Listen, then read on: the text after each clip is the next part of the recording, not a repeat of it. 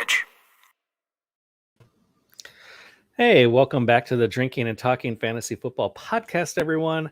Thank you so much for joining us. We appreciate you taking your time out of your busy Tuesday evening or whenever you're listening to us to join us and get all this jam-packed, pertinent fantasy football information into your ear holes every single week. We got a great show for you this evening. We are talking a little Pretender or Contender. How does your team look? And how do you spot if you're on one end of that spectrum or the other, in the moves you should be making if you're a contender, or moves maybe you should be making if you're a pretender at this point. And we'll also talk about some of those undervalued players that maybe you should be going towards. I don't know. Toward. Thanks, Jake. Players you should be going after to maybe improve your team for the second half of this fantasy season. But before we get into that, I got to say hi to my co-host, Jake Trowbridge. How are you doing, sir? Hi, Dustin. I'm doing good. Cause we've got beer on hand and we've got football still happening. That's the thing that has continued for going into 8 weeks in case anybody was keeping track. And the fact that we're already going into week 8 kind of makes me sad because it's like we're almost halfway through the football season already. And that's unbelievable, Dustin, that we've made it that far. Because it just felt like it started yesterday. I know, but don't say it. We can't dwell already here in week 8. We've got so much more on tap. Absolutely. I like that pun intended there, on tap. We're the Drinking and Talking Fantasy Football podcast. Did you see what you did there? That was an accidental pun. I think I've become the king of accidental puns, and I'm accepting the crown. Nice. I just gave it to myself. You didn't even give it to me. I gave it to me by it's to me by me, and I'm okay with it. For you. It's great. So before we get into our episode this evening, we need to talk about what we're drinking. And I picked out this beer again this week. Sure did. This is from Lake Louie, from Arena, Wisconsin. Nice local brewery here. Always do great beers there at Lake Louie. This is called Pop 834 for the population of Arena, Wisconsin, I'm guessing. Is that what that stands for? What a tiny little location, Arena. Yes. Or maybe that's like the original population of when it started, when Lake Louie started or something. I don't know. It could be. You're probably right. So yeah, this is just your typical pale ale, American pale ale, nothing too overly hoppy. Justin, I was scared though.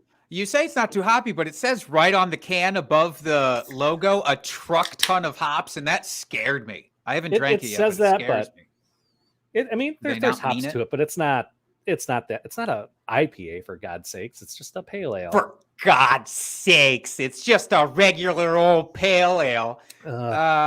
I'll take the word of Tom Porter, who is the founder of this. He's on the can. So you tell me what you think, Jake, before I get into this here. All right. Yeah, I had my first taste. The truckload of hops, I think, was an overstatement on the can there. It tastes honestly, it tastes more malty than hoppy to me. Mm-hmm. Right? Is that it's a got a nice reaction? It's got a nice little floral from the hops, little floral flavor. How about that mouthfeel? Dynamite mouthfeel. Am I right? Yeah. Very drinkable, very easy drinking beer. Nothing too crazy. Coming in at 5.6%. You could sling back a handful of these and still feel good.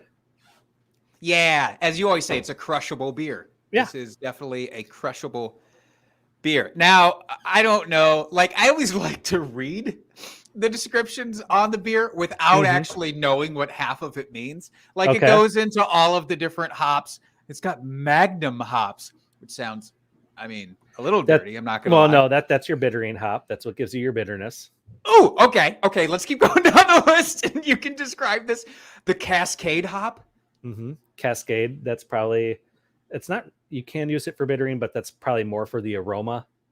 Ooh, okay. And it does have a nice aroma. I'll give it that. And then Amarillo hop. Amarillo. That's hop? For Amarillo. Yep, and that's for flavoring as well. Oh, okay. Well, that's not as exciting as I Yeah. thought. It's just kind of what they're supposed to be. And that is your chuck ton of hops.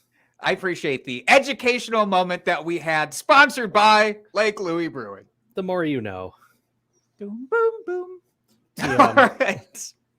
TMNBC. Well, Dustin, I'm before we get into the dirty business that I have to do here, I do want to get ahead of this and say we have no drunk trade this week. And it makes me so extravagantly sad. I know. So listeners, please send us your drunk trades. I don't care how recent they are. I don't care if you were actually involved in them directly or if you just witnessed it secondhand. Send them things into @DrinkingFantasy on Twitter or @JakeTrowbridge or @FFDustyDog. Just get them to us. We want to talk about them. Yes, we do. Definitely get them out there because this is our favorite segment to go over every single week. It makes me sad. Do you want to make me sad? Do you want to make Jake cry? Because that's basically what's going to happen here. I'll do Jake's it. going to start crying because we don't have a drunk trade for the second week in a row. No, we had one last week. It was just it was an old school one. Well, wasn't the week before we didn't have one? No, we've had some. A gap. There was definitely one within the last month and a half where we didn't have one. But all right, fair enough. We should have more. We should have 2 every episode. Quite frankly, we really should. The best part. Well, maybe if our listeners don't step up, maybe I'll have to work at doing a drunk trade here over the next week. If we were still in a league together that wasn't just our home league, which allows one singular trade per season, which I already spent, then I would say we could do a live on-air drunk trade, but that's not in the cards. So, no, back to the unfortunately. Yep. All right. So, Jake, you do have a bet to pay off this week. Finally, as I said last week, it's like your fantasy team. It's rising from the ashes. I'm going to get some victories here. So, the bet was Matt Ryan, who was your start of the week. Yep. Going against Tua and the Dolphins last week. So, and this was just straight up fantasy PPR points. That's right. So Matt Ryan had 18.44 and Tua crushed him with 28.54. Tua Tagovailoa was the number 1 quarterback last week in all of fantasy football. That's impressive. That is impressive stuff.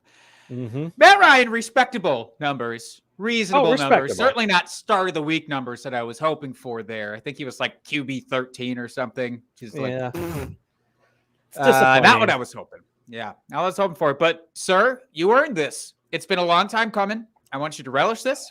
I want you to cherish this moment because, Dustin Lunt, you are an amazing fantasy football prognosticator / genius. Cheers to you, buddy. Thank you. Yeah. I went with a nice shot of Jameson as I'm trying to get rid of this bottle. I have just this little lingering guy at the bottom here. Maybe by the end of the episode. Who knows? Hey, I like that.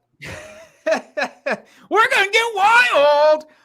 All right, Dustin. But let's move into the meat of the episode. But before we do, I would be remiss if I did not take the opportunity to talk about Poor Richard's 100% grass-fed beef snack sticks. Poor Richard's Farm. You know them. You love them. If you don't know them, you will love them once you get to know them. They have all natural ingredients, no fillers, no artificial preservatives. Their beef sticks are just dynamite. I can't say enough of how good these are. Dustin, I know you got another batch coming to you. I don't know if they've arrived yet. Oh, they arrived, and I've been chowing down on them. They are so freaking good. So you got to do the thing where you put them in the Bloody Mary, maybe for this weekend. I'm just saying. Oh, yes. Right? When we've got all the red zone action going on. Yeah, because we've got the Thursday night football game for the Packers, which we'll talk about in a little bit here, I'm sure. But Poor Richard's Farm beef sticks, they use real hardwood chips, come in a variety of flavors, barbecue hickory, teriyaki maple, our favorite, Tex-Mex mesquite, and the OG original flavor, of course. Head on over to poorrichardsfarm.com today. You get free shipping if you buy 3 or more packs of these things. And I've said it a million times. you're going to want more than 3 packs. Yes, you do. They're that good. That good. So while you were doing the ad read there, Jake, I decided, you know what? We should start holding ourselves accountable here with our start of the week at every episode moving forward. Because it's like, why not? What's the point of having a start of the week if we don't revisit it and say, did we hit or did we not? So you already said you did not hit with Matt Ryan. So I was looking up mine, and I have to tell you, I'm still scrolling. I had to go past the top 50 for mine. Because I remember who yours was last week. Oh, and he's just not had a season. No. Allen Robinson. Yep. Came in at number 68. Tied for 68. Oh, God. What? With 3.6 fantasy points. Oof. Speaking of that. So, well, this is a good transition, I think, into our main segment, which, of course, we're talking about Contender, Pretender, moves you should be making accordingly. We're going to focus on some sort of under-the-radar guys that you can go out and try to acquire. Dare I ask, is Allen Robinson going to find himself on this list, or is he donezo? Oh, he's going to be off my radar for now until we see better things out of that Chicago offense. Because Justin Fields is just he's not going to hit as a rookie right now. Like, let's just be honest. Not all rookie QBs hit. He's going to need a year or two and get away from Matt Nagy for things to turn around for him, especially this year. I mean, this is just a lost year for that whole team with Montgomery being out, although Khalil Herbert has looked really good. But the rest of that offense is just, they don't know what they're doing with Fields right now, unfortunately. Gross. Yeah. So I just don't, I pass. Hard pass. His best outlook, and I threw up a list of, because the NFL trade deadline is coming up here soon. I thought you said you were going to throw up in your mouth just thinking about Allen Robinson. I already did. I have so many times. But I threw up a list on Twitter of, potential, my sort of dream trades that would go down before the deadline. And one of those, it's basically just getting Allen Robinson out of town. I'm like, go send him off to the Giants. Cut the bottom half of their depth chart for wide receivers, basically. Put him in there. Galladay when he's healthy. Shepard, Tony. Let that force him just kind of thrive. While I think that would be good for that offense, I feel like he would go there and get injured because all the wide receivers have gotten injured this year. So, I mean, which isn't much different than how he's been playing. He's basically been scoring 0 points. So, would it really make a difference? That's the thing. At least you'd know when he's injured, you don't play him whatsoever. This is true. Yeah, it's a very sad situation because I've been a big Allen Robinson fan for years. And I think a lot of people have because he's just so underrated, always producing. We said he's basically quarterback proof. Apparently that's not the case because he is not producing this year, which is it's just really odd. It's a really odd situation. Just all people thinking that he's lost a step potentially. No, and I just think it's coaching. I think it's a mixture of the coaching and just kind of being done with a place. You've seen that happen from guys like Odell Beckham, for example. Like I think Allen Robinson has just reached his threshold, his breaking point with this team right now. I would agree. All right, so let's get into it, Jake, shall we? Heck yeah, man. So, Jake, let me throw this out to you. When you're evaluating your teams, whether it be redraft or dynasty, I mean, let's be honest, when you're in season, it's all basically redraft mode anyway. You're making your week-to-week lineups and trying to make trades to win this current season. So how do you evaluate when you're looking at your teams, whether you are a contender or a pretender? Like, how do you go about saying, all right, I have a legitimate shot at making the playoffs and winning the championship this year? In the simplest terms, without getting into anything too fancy, I look at my team. We're sitting after 7 weeks. I look at my record on that team, and I ask myself, honestly, how lucky was I to get to whatever the record happens to be, whether good luck or bad luck? So if I'm sitting there at 5-2, but I know that I scraped and clawed my way to get to 5-2 with an underachieving group, Maybe I just narrowly beat everybody that I played. Mhm. And I happen to always play the lowest score out of the league every week, or Right. something like that. Or everybody else was dealing with injuries, but I haven't had any injuries. I've just had a group of mediocre guys who've all been healthy for my starts.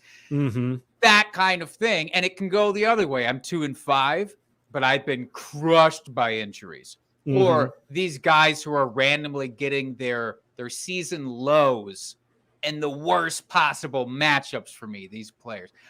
And it's just a lot of looking back through your previous week's matchups and being honest with yourself and looking at that team and going, can this really get me over the hump? Or should this get me over the hump?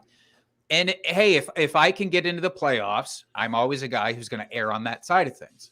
So even if I can just eke my way into the playoffs, anything can happen. So I'm comfortable knowing if I can get in there, I'm going full steam ahead with this team. Mm-hmm.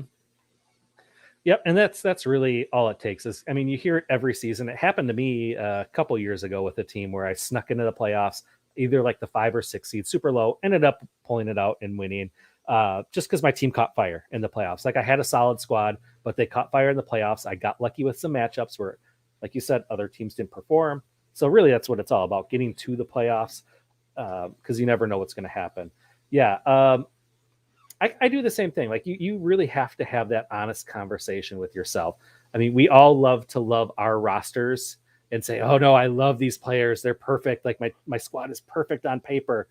Is it though, really? Like, you really do have to be honest with yourself.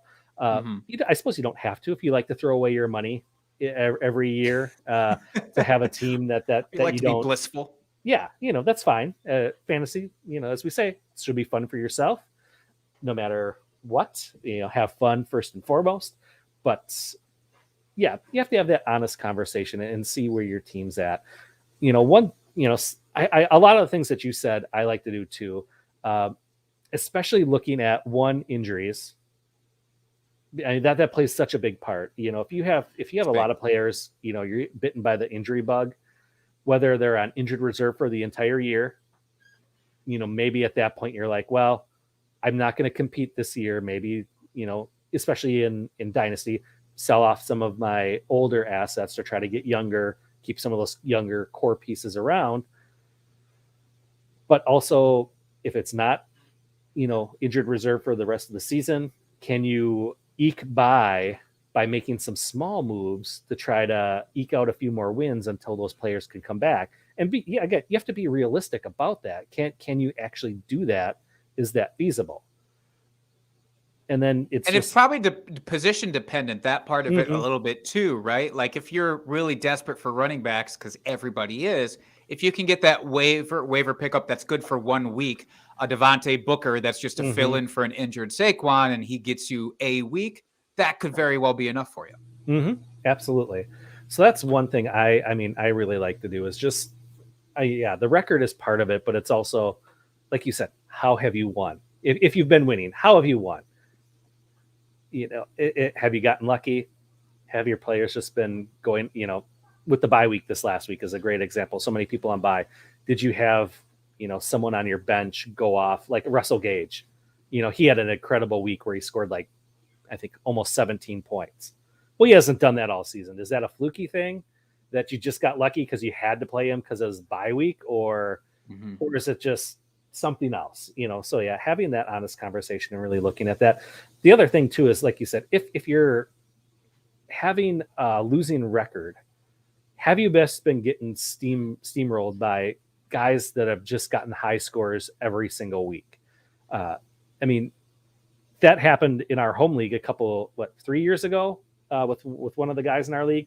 Sure did. Poor Andy. I know, he had the highest score, like total points on the season, but only had something like 3 wins on the season or something. It was the most atrocious thing I've ever seen. It was literally every single week, teams playing against him got the high score of the week. It was the worst run of luck I think I've ever seen in my life. So, I mean, there's just some of those things you just can't do anything about. But, it comes back to having that just honest conversation about your team and where you're actually standing. Now, I don't know about you, Jake. The platform I use the most is MFL. I can't say I'm super familiar with Sleeper, or I know we use ESPN for our home league, and I don't get too much into like the kind of added features on ESPN. The frills of Yeah, ESPN, but if there are any. But I know for MFL, they have a great tool for you to use for it brings up your power rank. And so basically what this tool does, and it's out there, for anyone that has MFL, it's access it for every team you have. And you can do it by week. And basically what it tells you is based on different metrics, how well your team is actually doing. And it takes into account things like your total win-loss record, your points that you've scored so far in the season, your potential points. Had you put in your perfect roster every single week, how many points could you have scored? And then what that efficiency is. It tells you how many games you could have won by making a better lineup decision, or how many you could have lost by making a different lineup decision. And then it tells you the big thing that I really like to look at is the all play record. So it tells you on every single week how many games, what you would have done against the rest of the league on any single given week. And it tells you what that winning percentage is. Now, ideally, you want to be in that upper half to upper third of the power ranking, because you could have a really good record. Like in my one league, because I have it pulled up just for reference here. There is a team that is 6-1 in my league right now that is 8th overall in their power rank. So those lucky bastards.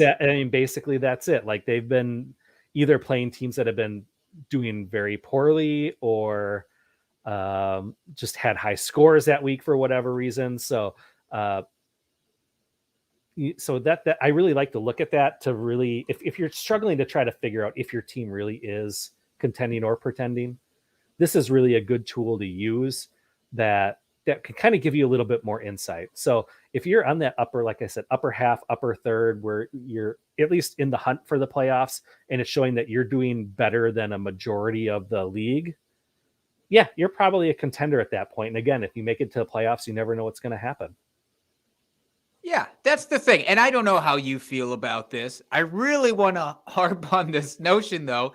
If you can get into the playoffs and you believe you have an honest shot, I'm always, like I said, I err on that side. I'm always going to try and get to the playoffs if I have a reasonable shot at it. I play fantasy football to win. I mean, yes, to have fun. You play to win the game.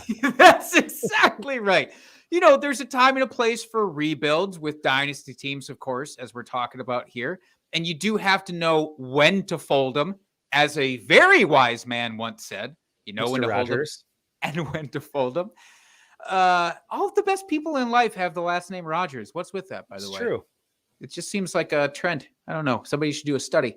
But it's just, these people who are constantly forcing themselves into rebuilding mode 3 weeks into the season, because they start off 0-3 and they just say, screw it. I'm throwing in the cards. I'm folding everything.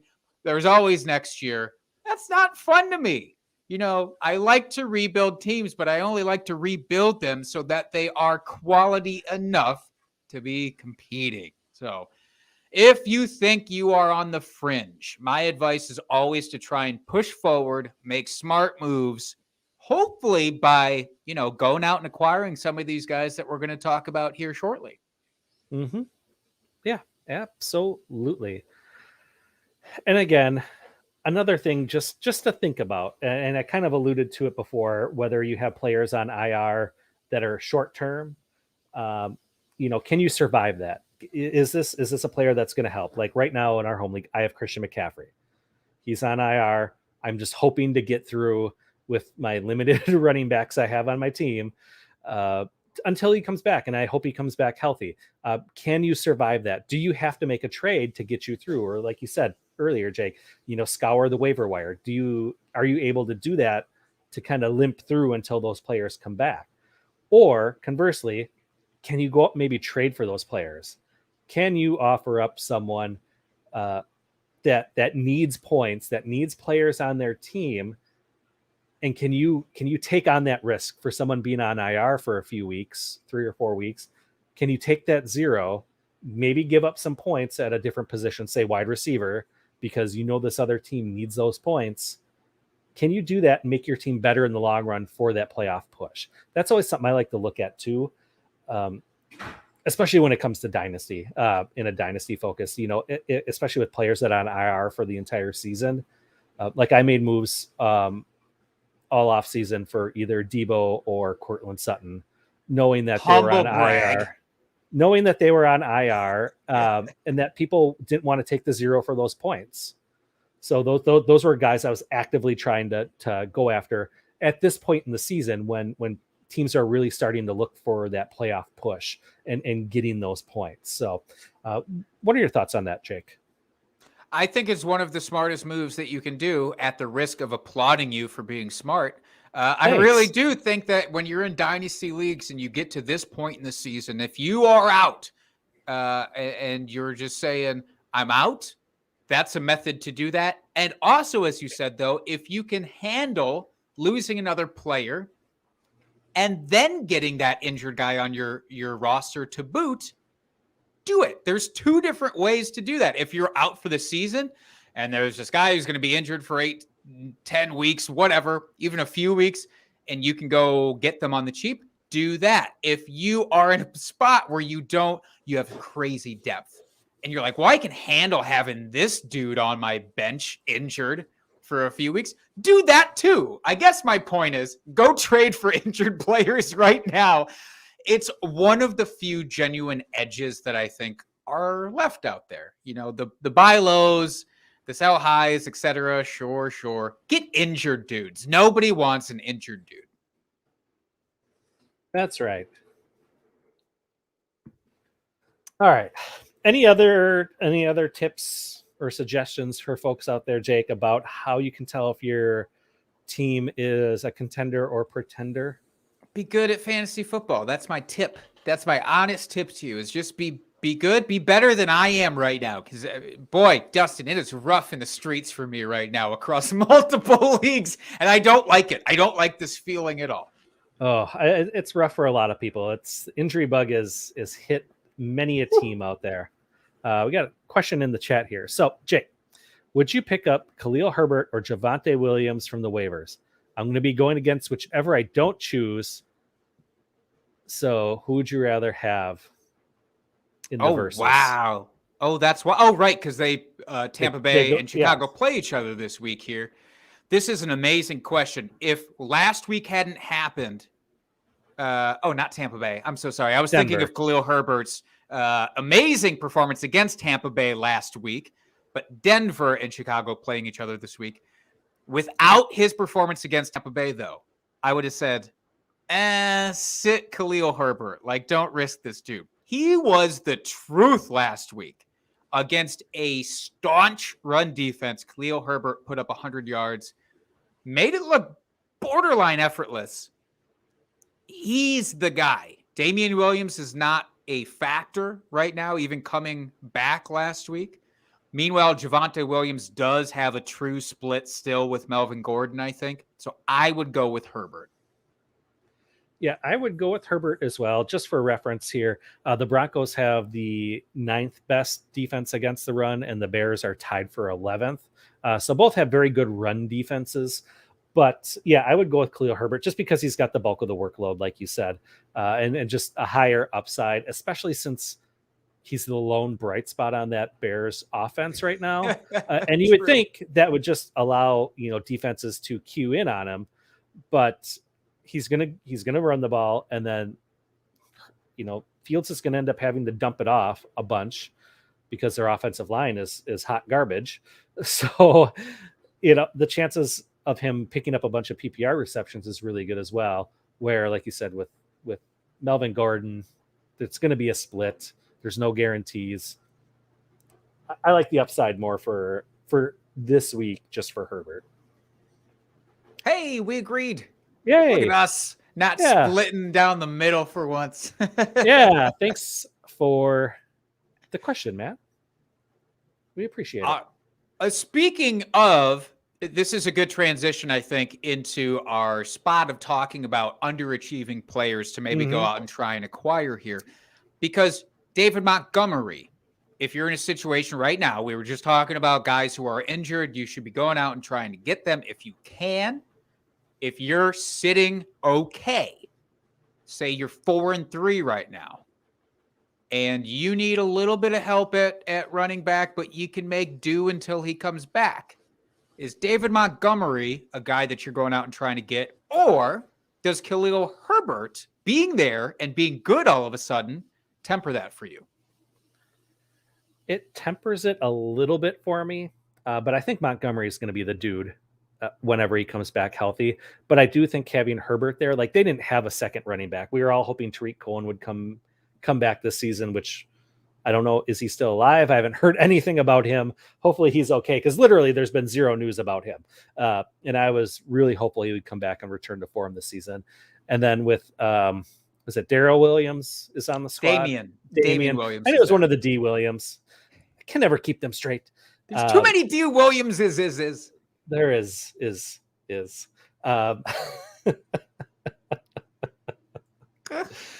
Yeah, so he hasn't done anything. I think people were a little concerned that he would eat into this workload or become the lead back. But obviously Herbert is very talented. He's proved it here over these last couple weeks. So I think he's going to have a role in the offense. But I still think Montgomery is going to get the bulk of the carries, at least for the rest of this season. Then maybe they move on from Montgomery after the season's over, instead of maybe paying him a contract extension. I think he's due for a contract extension after this year, or maybe it's the year after. I don't recall. Yeah, he'd be going into his 4th year coming up here, I believe. Yeah, so he may be on the last year of his contract, but I think they're going to want to, depending on... Anyway, I think you can still go after him, but just temper your expectations a little bit, because I think Herbert will still have a role in this offense. Fair. Maybe more redraft centric going for Montgomery than dynasty centric going for Montgomery. Then. Yeah, absolutely. I would still go after Montgomery for dynasty purposes, because even if he's not with the Bears, he's going to get signed somewhere else. He showed this season when he was healthy that he can be a lead back, and he is good. Not like we saw that first year out of him. So I think regardless, Montgomery is a good buy, but I just temper your expectations a little bit when he comes back for this year. Fair enough.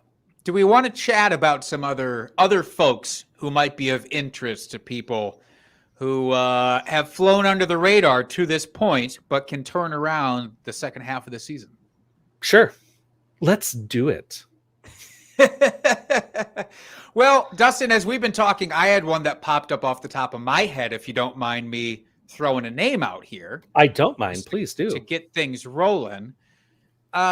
Everybody is enamored with Jamar Chase, as they should be. As you should be. Jamar Chase. He's a man. Making anybody who faded him look like an absolute clown show.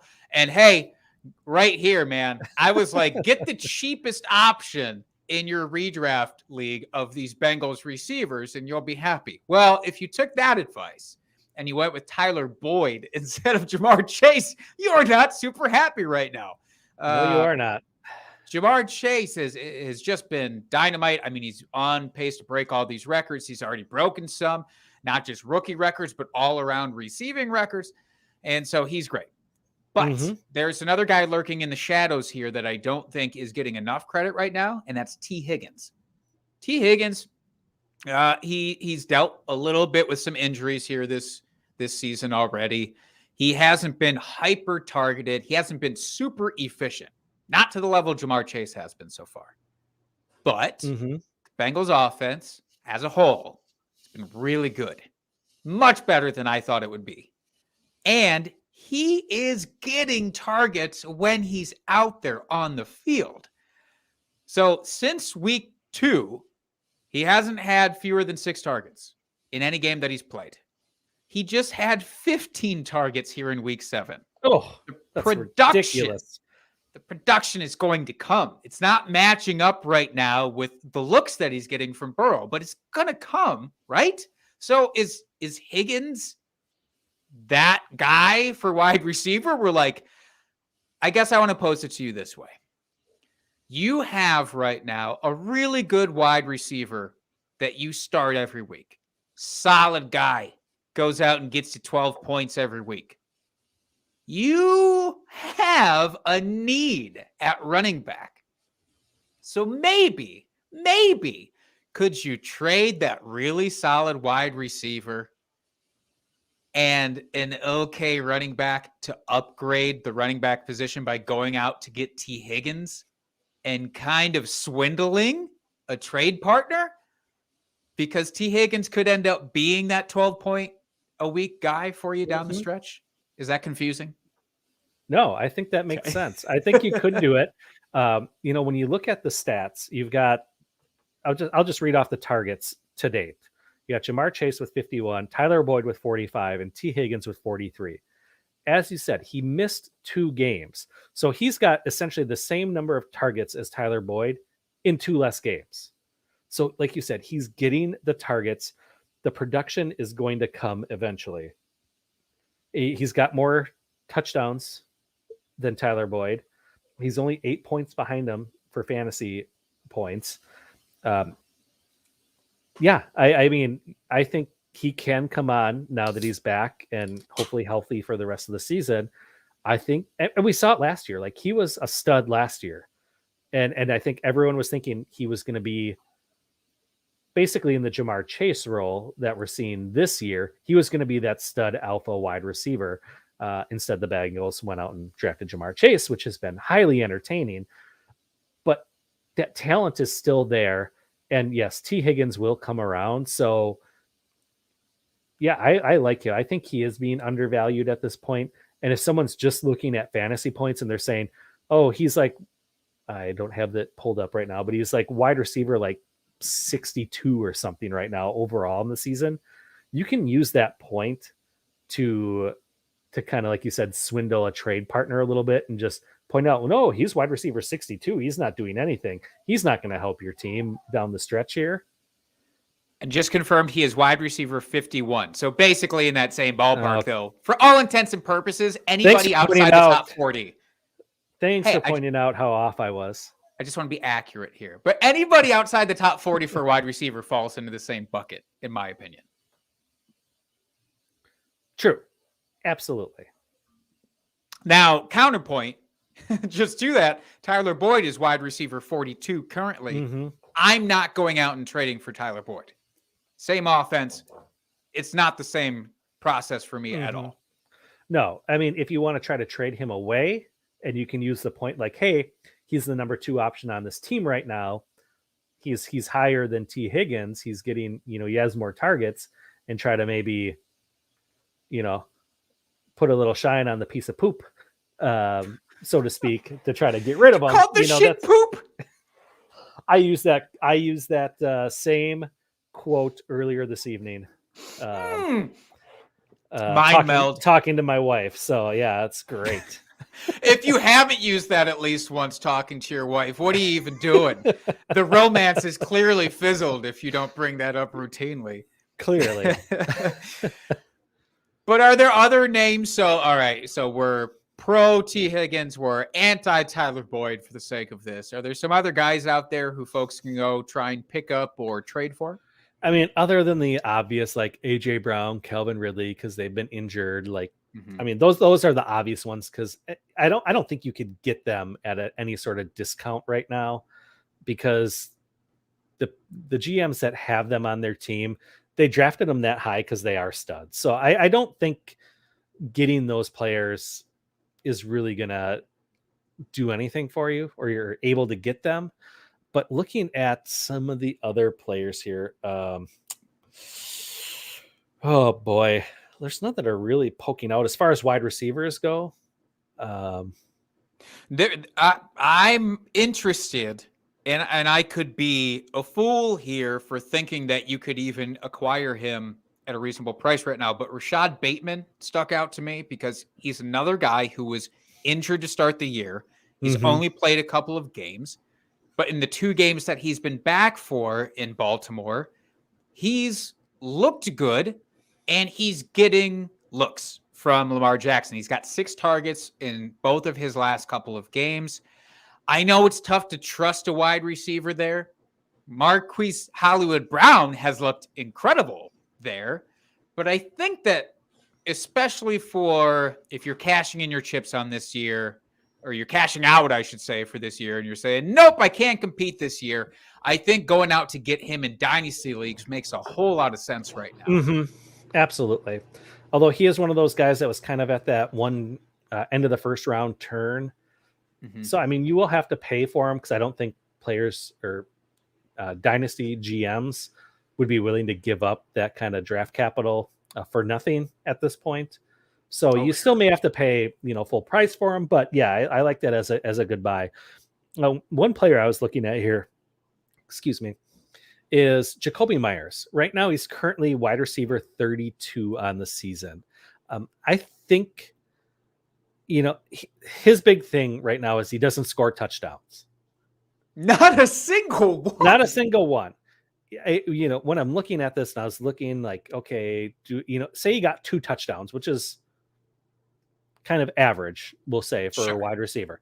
He would be all the way up at wide receiver 23 just by adding 2 touchdowns on the season. So he is getting targets. He's getting, he's getting the receptions. He's getting the yards. He just hasn't been able to convert that into touchdowns. So I think if you are looking for someone that has some upside, because I have to imagine at some point the dam is going to break and he's going to be able to score some touchdowns here, that I think this is a guy that you could go after. And he's producing at wide receiver 3 numbers right now. So it's not like he's useless. You can have him in your lineup every single week need be. But if he starts popping and starts getting some of those touchdowns, he could start producing at a wide receiver 2 level at a week in and week out that you're going to get relatively cheap. I like that because it's somebody that you're basically getting at their floor, right? Without that touchdown upside. But Jacoby Myers is the weirdest. When I hear that name, it's so unappealing. Like the idea of a Jacoby Myers has, and it's the same with last year. He was reasonably good last year too. And it's just like, every time I'm just like, I don't know. Do I want a Jacoby Myers on my team? Like, he just seems like the most mediocre until you dig into it like this. And you're like, well, no, he's actually been good. And I do think that, yeah, he's bound to eventually get a touchdown. The dude hasn't had one since like the 6th grade, apparently, but it's bound to finally happen here as Mac Jones gets more comfortable. So I love that. I believe. Yeah. All right. I'm going to switch positions on you here, Jake. That's what she said. You have to wait for me to say it. I wasn't sure if you were going to, take the bait or not. So anyway, going to tight ends, because that's everyone's favorite position to talk about. Sure. What are your thoughts on Dallas Goedert moving forward? Right now, he's currently at tight end 14. I know that offense hasn't looked great, but they just got rid of Zach Ertz. Thoughts? Boy, he should be good. He should be. We've wanted it for so long for him to be a focal point in Philadelphia. And like you said, Zach Ertz was always kind of in the way. They could not coexist there for fantasy purposes the way that we wanted. And now Zach Ertz is gone. And I know that, and I can rationalize all of that, and I can logically understand it. But I saw somebody put it on Twitter this way. And I apologize because I don't recall who it was. I do want to give credit. I'll try and track down the tweet later. But they said basically, isn't Dallas Goedert the Joe Mixon of tight ends? Like, we really want them to be good. We think that they should be good, but they keep letting us down over and over and over again. False. Now, to your no? Well, no, because I don't want Joe Mixon to be good. I don't like him. But I actually like Dallas Goedert. So I want him to be good. I was using the royal we here, Dustin, not meaning you necessarily. But to your point, that is the type of player, maybe Joe Mixon aside for you, where you should be going out to target because everybody maybe has that weight of I'm tired of waiting for Dallas Goedert, and it's not happening. And even last week in what should have been a smash spot without Zach Ertz there, like he disappointed a lot of people. And that disappointment is probably what you should be taking advantage of. So in my head, I know that, yes, you should be trying to trade for Dallas Goedert, especially because the tight end group is so just gross. And here's a guy with a clear path to targets. But in my heart, I'm probably the guy who would trade him away. So it's a real head and heart conundrum there. Mm-hmm. How are you feeling about CJ Uzomah for the rest of the season? Look, if anybody actually bought high on a tight ends that performed really well for 1 week, he would be off your roster immediately. But that's not a thing that ever happens. People say trade this guy away because he just had a blow-up game. Nobody actually goes and trades for that guy with one blow-up game as a tight end because we're too smart. Mm-hmm. Now, with the risk of spraining my elbow here, patting myself on the back, I did call Uzomah a really good start last week. But he's not a guy that I believe has consistent enough production because tight end is not where Joe Burrow looks. Yeah, exactly. We just talked about Jamar Chase, how amazing he is. T. Higgins, how he is getting peppered with targets. There's not enough room for Uzomah, I don't think, for Joe Burrow to, make him a relevant guy every week. So if you can trade him away, go for it. Okay. As I'm looking at the tight end list here, there's not really anyone else tight end wise that really looks interesting. Maybe our boy Big Bob Tonyan, currently sitting at tight end 23, but I don't know about you, but for me, he's kind of in that Uzomah territory where it's like he may have a pop game here or there, but with the way, and maybe this week is going to be a good start for him. Let's put it that way, since Devontae and Lazard are both going to be out. But so maybe this week is a good week to start him because they need some sort of pass catcher. But I think for the rest of the season, what we've seen so far is probably what we're going to get out of him. I think last year was kind of an outlier. For whatever reason, he caught all the touchdowns. And with Randall Cobb coming back this year, that just siphons away those more intermediary targets for him. Mm-hmm. Thoughts? No, I was the biggest, not the biggest. I was in on Robert Tonyan. Like, I liked him as like a bottom of the top 12 tight end, which again doesn't mean a lot. We knew regression was going to happen with him because, like you said, the touchdowns were so outrageous. One thing I do want to point out, he's had a tough task. With the disheveled offensive line that Green Bay's had, Bakhtiari's been out. They've been dealing with injuries on that line quite a bit. And now Josh Myers is out. So many dudes. He's been blocking a lot more than he did last year. And I think that's been a detriment to his fantasy value. I thought once Bakhtiari finally came back, that would open things up for him, which could happen. Hopefully, fingers crossed, anytime soon. And maybe when the offensive line gets right, Tonyan gets back to being consistently usable. But until that, I don't think he is. Aside from, spoiler alert, this week, and I'm going to talk about that a little later. Okay. Ooh. Well, let's leave it at that then.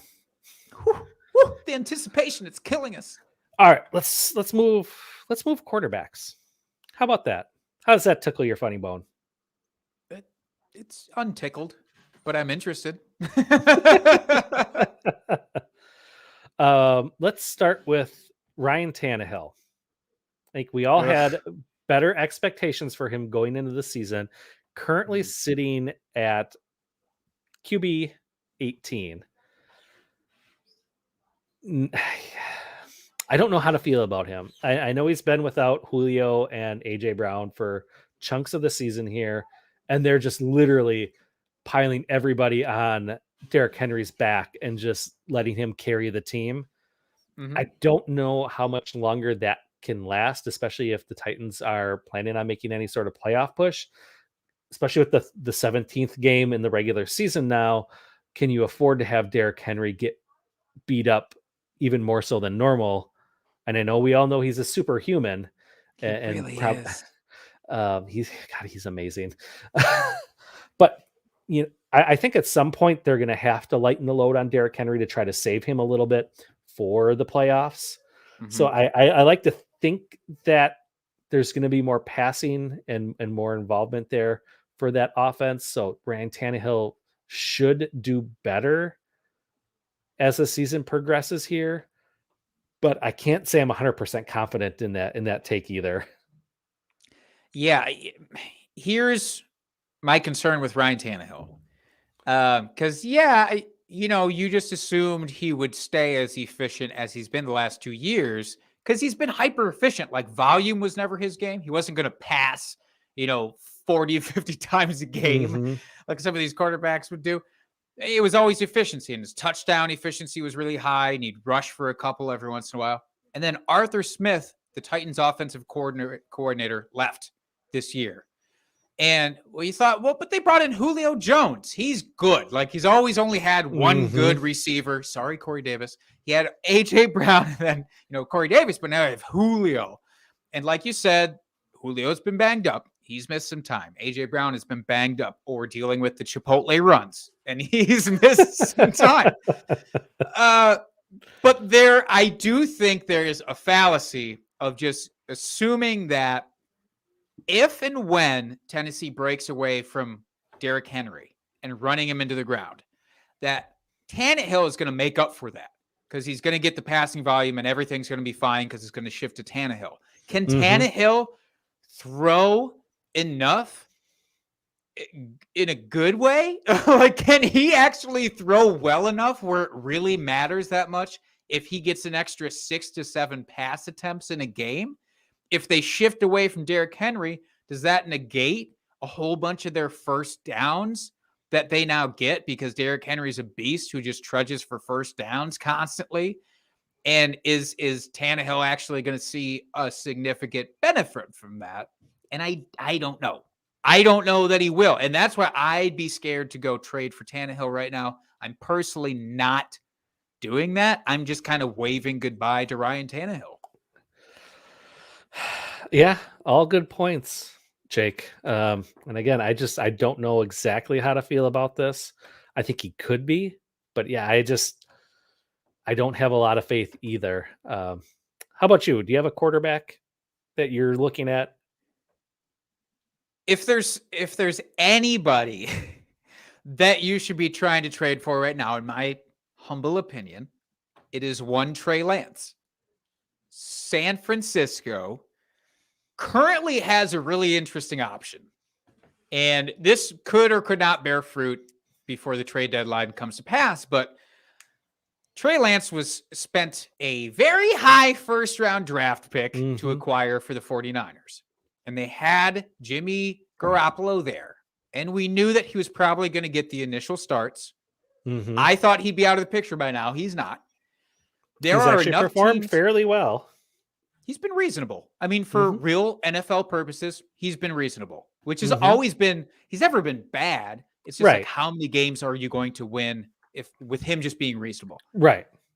But there's enough teams in the NFL right now that need a reasonable quarterback that don't have one, that they could come calling for Jimmy Garoppolo pretty easily. And if you're San Francisco and you spent the number 3 overall pick on Trey Lance, at this point in time, maybe you think that he's good enough to start.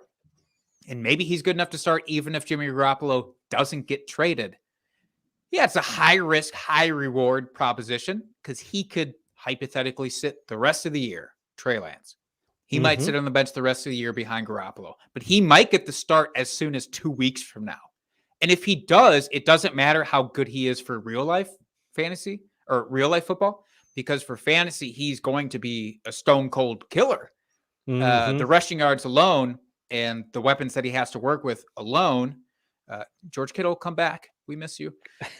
He will be really, really good. And so that's one, even redraft, if he's on waivers, I'm picking him up to stash if you have the space. But for the really impatient dynasty managers, you can go send an offer to. Yeah, I like that. One other quarterback before we finish up with running backs here. I feel like this is an obvious one, and that's Tua from the Dolphins. I mean, he's come back. He seems to be relatively healthy. I know it's still a pain management issue with his ribs, but he's been playing lights out the last couple weeks. He has that connection with Waddle that we love to see. It looks like he has a good connection with Gesicki. That's been blossoming and coming on. And then as soon as, some of the other weapons come back, like Will Fuller, Preston Williams, they have a chance to be a fairly potent offense. They're not running the ball nearly as much as we thought they would, because Myles Gaskin is not a thing, or any of the other 5 running backs on their squad. So I think Tua, I mean, from what we've seen the last couple of weeks, I think he's worth a look and could help the rest of the season. He absolutely will. The question is a two-parter for me. He just did so well last week. That is the person who has him going to be reasonable in what they would allow you to trade for him for, because he was the quarterback 1. He's the quarterback 3 over the last 2 weeks combined. And 2, and here's where maybe they allowed that to happen, is because the Deshaun Watson trade rumors and the Texans getting in the mix and saying, we're going to try and trade him to Miami, even though Miami, to their part, has come out and discredited that, saying that's not true. Maybe with that lingering, you could use that to undercut how good he's been the last couple of weeks. Maybe. I don't know. Good question. I don't have the answers, Jake. I'm sorry. Yeah, nor should you have to. I put you in a bind there. But I do think that, if your outlook is such, go get him. Where you are not even desperate for quarterbacking, but let's say a hypothetical super flex league, you have one startable, consistent quarterback, and then you've got a couple of guys that you're cycling through. Tua can be an incredibly solid number 2 for you. Absolutely. I like that. So you like that? You like that? It's my best Kirk Cousins. I do like that, Kirk. Thank you. Let's finish off with running backs here. Okay. Do you have anyone you want to start off with, Jake? No, because running backs are gross. And if you have somebody with a pulse, they should probably already be on your roster, because that's how you're going to win your week. Yeah, I mean, just scrolling through the list here, I mean, all the guys that you want to go up. I mean, here's one. I'm just going to throw this one out here. Someone that I think could be attainable, I think is probably undervalued, and will have fantasy value for you, and probably at minimum a flex play, but definitely someone that you can plug in as a starter on your bye weeks coming up. Okay. Jamal Williams. He's currently running back 26 on the season. Sure. He's putting up high end running back 3 numbers. Here, my concern, man, how much I was fist pumping from Jamal Williams this offseason and telling people, like, I don't know, I'd be cautious about DeAndre Swift because Jamal Williams is better than people give him credit for, which I still maintain is true. But with Jamal Williams, what you got was week 1, he was like the running back 3 or running back 4, something outrageous. And then since then, he's just been kind of ghosted. He's been the running back 41 in the weeks since then. What I love about it is everybody's getting hurt. Everybody's getting injured. And DeAndre Swift is constantly on the injury report every single week. He's played through it. It should probably just be a maintenance thing for DeAndre Swift. And they're just keeping out of practice because they want him to stay healthy. Right. But in the advent that DeAndre Swift goes down, I don't think there's anybody left who hasn't already gotten called up to the starting spot that would be better as a handcuff than Jamal Williams right now. So I don't know that I love him as a starter for you until that happens, but you're desperate at running back as everybody is.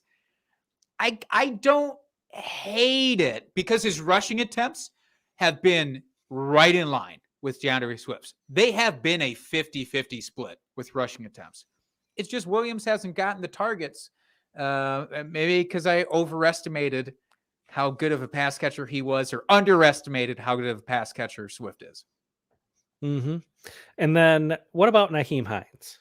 Like he's getting about like 8 to 9 touches per game between rushes and receiving. We know he has that receiving upside that we saw last year from him. He's currently way down on the running back list. I had to scroll so far. I totally missed him. He's 53 overall right now. So I think he's an interesting ad. Again, someone that's not going to be a starter for you, but someone that you could plug in for a flex play or for a bye week fill in if you need it. Because I think he has a fairly safe floor, but he also has those games that we know he can pop off with. Yeah, because he gets that 6-target game, that 8-target game where he's utilized, and maybe a large part of that is due to the shambles of the receiving core in Indianapolis too. And if they're especially banged up, then Hines gets to step in and kind of play hero a little bit. One nice thing that you should look forward to, hopefully, Marlon Mack has been on the trade block in the NFL basically since the season kicked off. Colts have just come out right and said, like, yes, we want to move him. He wants to move somewhere. Right. So Marlon just Mack a matter of time should be gone. And in the event that Marlon Mack is gone, of course, those touches are going to get distributed to Jonathan Taylor and to Nahim Hines. So Hines could see an uptick based off of that. He's just a flex guy, and it's hard to shake a stick at flex guys right now with the way the running back position is. Can I say one other one to throw out for running back? Absolutely. Just because I've been really impressed. AJ Dillon. Homer pick for sure. Packers guy backing up Aaron Jones. Aaron Jones, I thought, was going to see a lot more work than he has, if I'm being quite honest. Like, I thought Dillon was going to get the goal line work. Jones was going to get all the passing work. And, both could be relevant, but Aaron Jones was going to be the guy there. AJ Dillon is out there doing the work, catching passes, disproving he's got a that role. Theory that he's not going to be that guy. People were comping him to Derrick Henry light. And not just because of those magnificent quads that he has. Oh, man thigh. But also because he doesn't get the passing work. And I admit, I thought the same thing. Like, he's competent, but he's not going to get a ton. Yeah, he's caught 10 of 12 passes so far this season. For him, that's magnificent. And considering the state of affairs with Packers, especially now, he could see an uptick in that. And I think the mode for LaFleur is going to be use both these backs, keep him healthy. He's another flex option for you that has touchdown upside. Yep.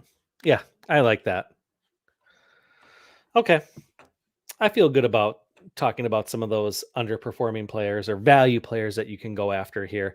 Jake, let's get ready to close out the show here.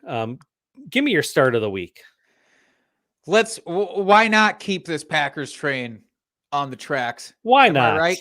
In advance of this horrible Thursday night game that we were so excited about mere 24 hours ago before it was announced. We didn't say at the top of the show, but of course, Devontae Adams going to be out. He's on the COVID list. Alan Lazard is going to be out. He's on the COVID list. So who knows who else is going to get on the COVID list here? Well, and that's a real honestly, concern too. And you should watch that here. Obviously, this won't very closely Wednesday, but as you're going through, especially Thursday morning, like even the potential might be there for other guys to get on that list. Hopefully they don't. But with those two guys out, here's what I'm expecting. I so badly wanted to call Aaron Jones my start of the week, and I was like, that's lame. Even though he's underperformed to a lot of people's expectations, that's still way too obvious. I'm not going to go with Aaron Jones here. Instead, I'm going to go with the biggest, the bobbest, Big Bob Tunyon. This week, tight end help, it's everything. You need it. You love a good streaming tight end. And this week in this matchup, there's no better option for me than Robert Tunyon. So last year, flashback to 2020, Big Bob was the top of the chain when it came to passer rating for an individual player on the receiving end. He gave Aaron Rodgers the highest passer rating for any player that was targeted. The trust is there. I talked about the offensive line woes. That's the one thing that could give a hiccup here. But based on the practicality that Devontae Adams isn't catching touchdowns, Allen Lazard, who had a nice one last week, isn't catching touchdowns, Bob is in line for if at least one touchdown and a handful of targets when they're able to shake him free. No disrespect to big dog Mercedes Lewis, who's been active in the tight end game for the Packers, but I do think this is a Tonyan game going against a beatable Cardinals defense when it comes to tight ends. Yeah, that's I like that. And it's funny. I was going to put Aaron Rodgers as my start of the week just because I feel like this is one of those games he's going to be like, fuck you guys. I can prove it. Going against an undefeated team in the NFL, I'm going to prove that I don't need my number one wide receiver, and I'm still going to sling the ball all over the field and crush you. I feel like it could be one of those games. But alas, I did not go with the homer pick of Aaron Rodgers here. I chose Adam Thielen going against Dallas. Dallas' secondary, outside of Diggs, is not very good. And I have a feeling Diggs is going to be paired up against Justin Jefferson all game, probably shadowing him since Justin Jefferson is the de facto number one on that team, which means Adam Thielen is going to have much, much more favorable matchups the rest of the game. And let's be honest, Thielen is still balling out. He's still looking great. And I think this is going to be a Thielen week. And Dallas has the 27th rated defense against the pass. So they're not very good in general, like I said, outside of Diggs. So yeah, that's why Adam Thielen is my start of the week. I hate to admit I love it because, Adam know. Thielen, he was supposed to be bad this year. And then I know. Didn't work out. It worked out for him. He's been great this year. That's hasn't right. worked out for me because he has been, and I was the idiot detractor. All right, Jake. One last thing here. Yeah. Do you have a beer bet for the week? It's your turn. Buddy, I chose Tua and Matt Ryan last week. Oh, you did? Yeah, you rubbed it in my face a little bit because Matt Ryan was my start of the week. And it felt like a bad omen, and I should have recognized that. I would like to do,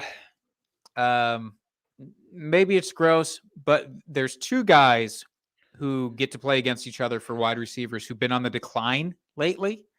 Calvin Ridley and the Falcons are going up against DJ Moore and the Panthers. Ridley has been on the decline for fantasy production for the entire season. DJ Moore, the last 3 games for him have just not been up to what we saw to start the season. So both are in a rough place. One of them has a much better matchup than the other, but I will throw it to you, DJ Moore or Calvin Ridley. Oof.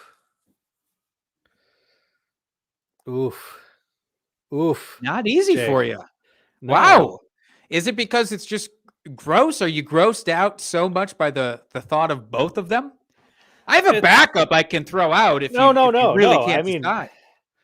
I think I'll take DJ Moore. Fair. All right. Lock it in, sir. Lock it in. You are representing the DJ Moore side of things. I will take Calvin Ridley and hope that the target distribution pays off this week in a big way going against Carolina. And this is just straight up PPR points, correct? Just PPR points straight across the board. Perfect. One last quick here before we sign off, Jake. Message from the chat. Thoughts on Kadarius Toney? This is from Matt, a different Matt, I might add. It's Mattapalooza out here today. I don't hate it.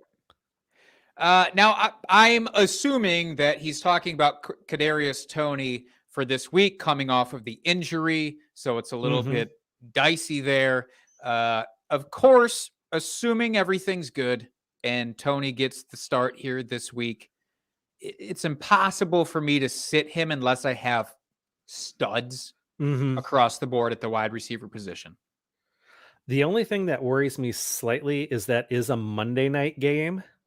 So if for some reason he has a setback, you don't really have a lot to pivot to on Monday night. If you have to pick up someone, who are you going to drop? Do you want to drop Tony then at that case off your squad? Possibly because that's the only player still available on your team that hasn't played yet.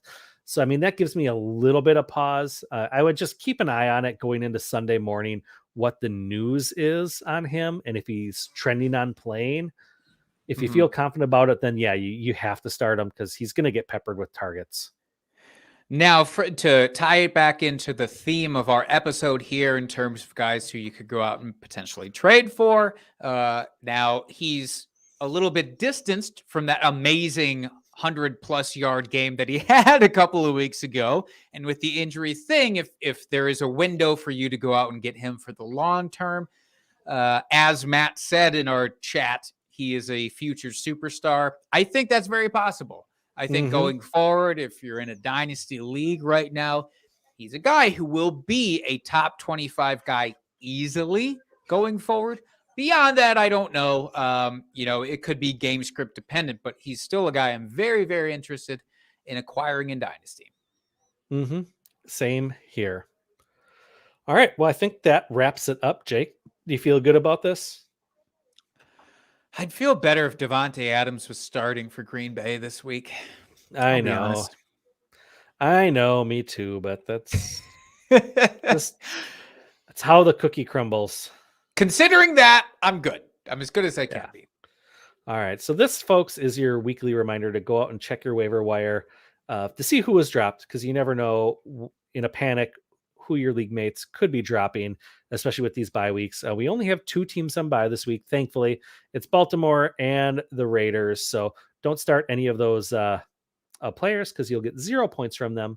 But yeah, go out and check your waiver wire because you never know who's going to get dropped, what players out there with all the injuries and everything. So you might find a gem out there. Jake, why don't you tell folks before we leave here where folks can find you at? You can find me on Twitter at Jake Trowbridge. And you can find me at FF Dusty Dog, and you can find the podcast at Drinking Fantasy. Please go out, give us a rate and review wherever you can do that for your podcast. We really appreciate it. It helps people find us much more easily when they're searching for fantasy football podcasts. So we love the support. Go out and support us. We can't thank you enough. And until next week, folks, keep drinking and talking fantasy football. Cheers, FFers.